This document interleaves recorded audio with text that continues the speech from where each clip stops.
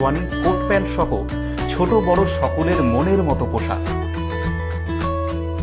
তাই আর দেরি নয়, আজই আসুন বসন্ত স্টোরসে।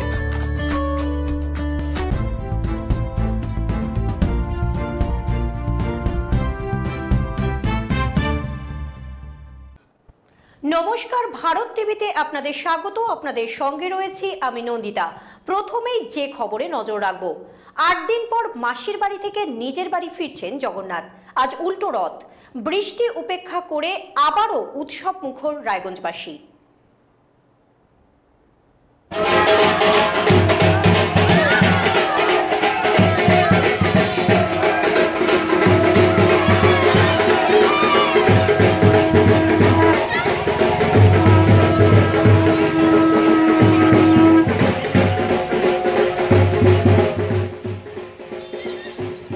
আপনারা দেখছেন রায়গঞ্জের ইসকনের ছবি।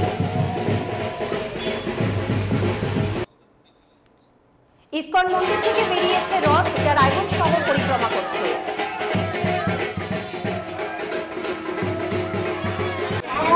রায়গঞ্জের ইসকনের সুসজ্জিত রথ, আপনারা দেখছেন রায়গঞ্জের ইসকনের সুসজ্জিত রথ।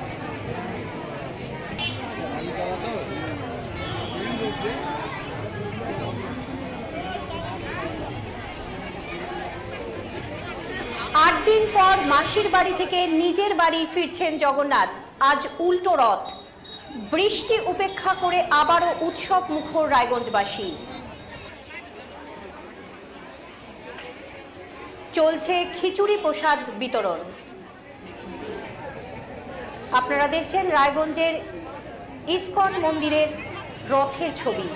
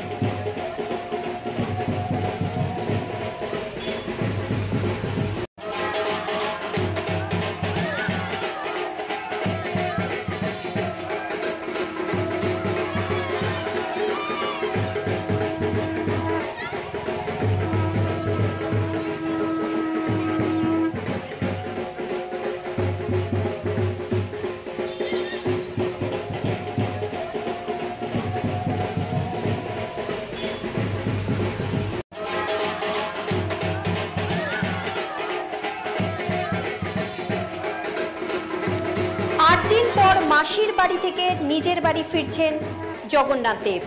আজ উল্টো রথ, বৃষ্টি উপেক্ষা করে আবারও উৎসব মুখর রায়গঞ্জবাসী। আপনারা দেখছেন রায়গঞ্জের ইসকন মন্দিরের সুসজ্জিত রথ। চলছে খিচুড়ি প্রসাদ বিতরণ।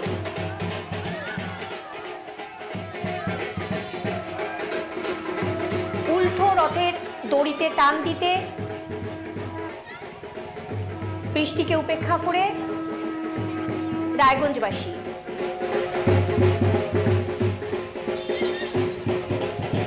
কি বলছেন ভক্তমণ্ডলী, শুনে নেব।